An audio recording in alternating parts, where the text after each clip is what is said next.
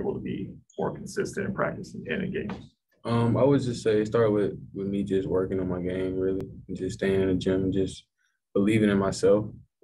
That's one thing that I really had to work on, just believing in myself, really, knowing that I am the player that, that I can be. So, yeah, I would just say it first started off with just me just working, and then the coaches also believing in me. And, yeah, it all came together. I guess when did you or how did you lose that confidence, would you say? I would say with the injuries and things that happened with me, it kind of put me back a step. And then, in the beginning of the season, I just really couldn't catch a rhythm. And then, I have a good game here, then a bad game. And then my rhythm would just be off and then, so the last couple of games where I strung together a couple of good games, it kind of got me in a better mindset. So, yeah. I guess, what do you remember, just going back to freshman year? You were starting, obviously on the trajectory you probably want to be, and then you get hurt. I mean, how frustrating was that? I mean, how much was that a knock to kind of your confidence there? Yeah, it was a big factor for me, especially being that young and just coming in thinking that everything was just going to go smooth. It kind of set me back, but now looking back on it, it kind of gave me a new perspective to look at things. To work harder at things. It might not be your first opportunity, so just don't quit. That's kind of the mindset that I had. Don't quit. Just keep working. I guess, how did you hurt? It was a foot, right? Yeah, it was my foot. What happened? Was it in practice or a game, or how? Yeah, it wasn't like injury where I got it in one day. It was it was an overuse injury. So it kind of started in August, September. And I kind of kept pushing through it when I really should have been sitting out. But yeah, that's kind of how it happened. I guess, why do you keep pushing through it? Just because you were new and you wanted to prove yourself? Yeah, kind of that aspect of just not wanting to be a soft kid, sitting out and stuff. And that was another lesson I had to learn about injuries. It's when something happens, you should, speak up about it instead of trying to push through it. Yeah. And sophomore year, so it was a hand? Yeah, it was my finger. Actually, I broke my finger. It was in about September. So, yeah, that was another one. Yeah, I mean, you've already been through it once before with the foot, and then the hand. Do you start kind of thinking, why me? Or what? Yeah, definitely. That was definitely going through my head. Why me? Why these things happen right before the season and stuff and things like that. So, but luckily nothing happened this year, and I'm 100% healthy. Yeah, I mean, this is a discussion a lot of people have in terms of, the transfer portal. A lot of people, a couple things go bad, go somewhere else, try to find a different place. Yeah. Why didn't you do that? Why didn't you try to find a clean slate somewhere? Well, the coaches here, they really talked to me a lot, and they believed in me, from the beginning. And, that started with me my freshman year, getting to start my first two games. So, it was something about, I felt like here was a great place for me. And, I didn't want to leave and go somewhere else and then maybe have to start over again with knowing the coaches and getting with the team and stuff like that. So, yeah. Is there anything in particular that the coaches, taught you or told you think that was most impactful in terms of keeping you going? Really just be myself out there, just play my game. That's really all they've been telling me since the beginning, just be myself. Because they saw it in me since my senior year of high school, so, yeah. Yeah, I guess the Duke game, what we saw, in terms of 12-7-5, I think you had a coast-to-coast dunk. Is that more you than you think everybody has seen? Yeah, for sure.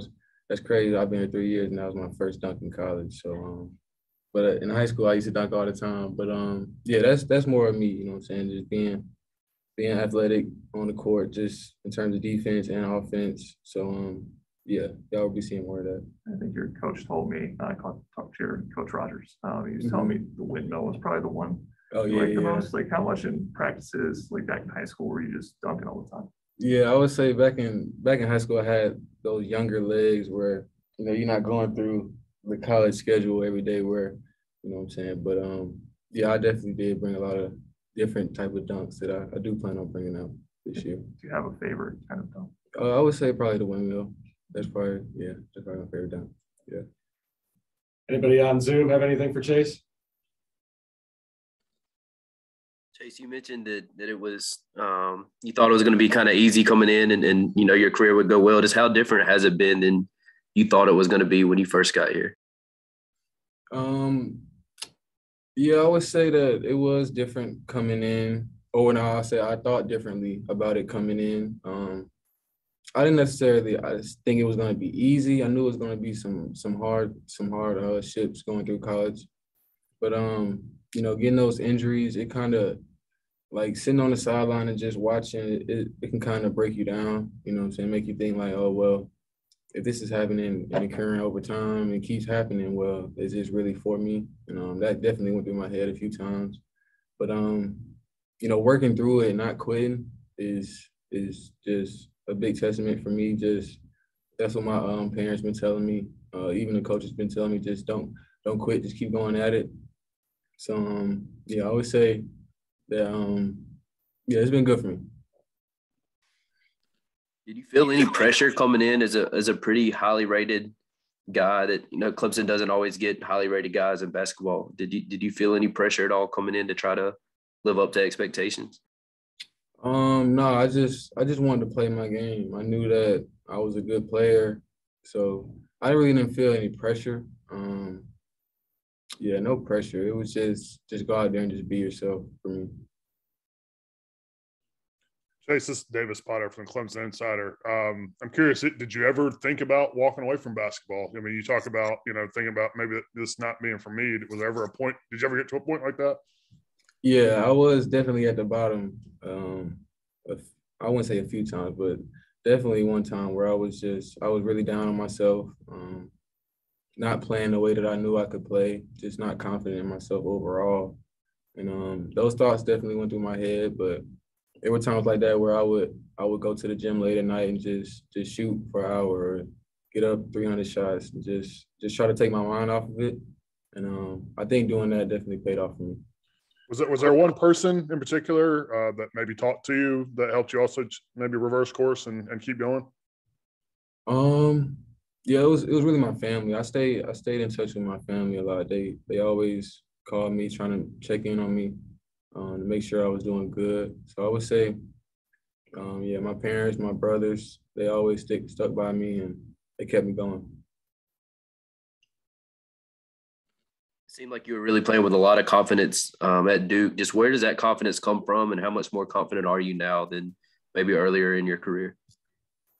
Yeah, I was just like I said before. I think that confidence just comes from the work that I put in. Yeah, and just I think that my confidence level now is the highest it's been probably since my freshman year when I got those first few starts. So I would say just trying to keep it up, keep my momentum going. So I'm just going to try to stay as confident as possible. Chase, do you think with your size that you bring a sort of different element defensively that helps this team, has helped this team recently? Yeah, I definitely would say so. That's one thing that Coach pointed out kind of going into this deep run of ACC play, just bringing more physicality to the table on the defensive side.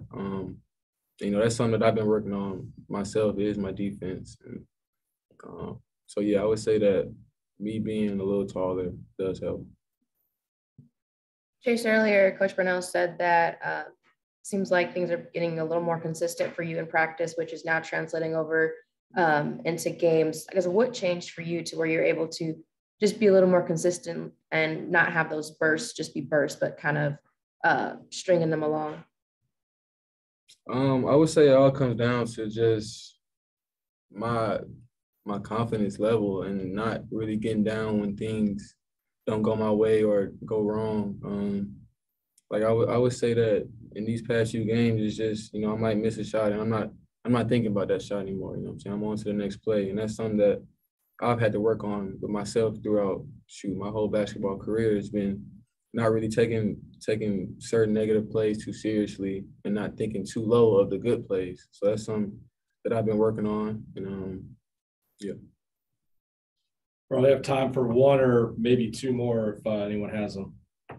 Let's go ask, what do you feel like is next for you? Where do you still need to improve as a player and kind of your focus right now? Really on the defensive end, I would say I made some mistakes in these last few games that probably people really don't notice, but it's something I've been trying to work on. It's really off ball defense, not really falling asleep and maybe leaving my man open. But yeah, so I would say on the defensive side, just being active, and on offense, just staying confident. Anybody have one more? Just, we all saw the video of Coach Brownell's speech in terms of you embodying, grit. What did that mean to you to hear your coach say all those words in front of the rest of the team?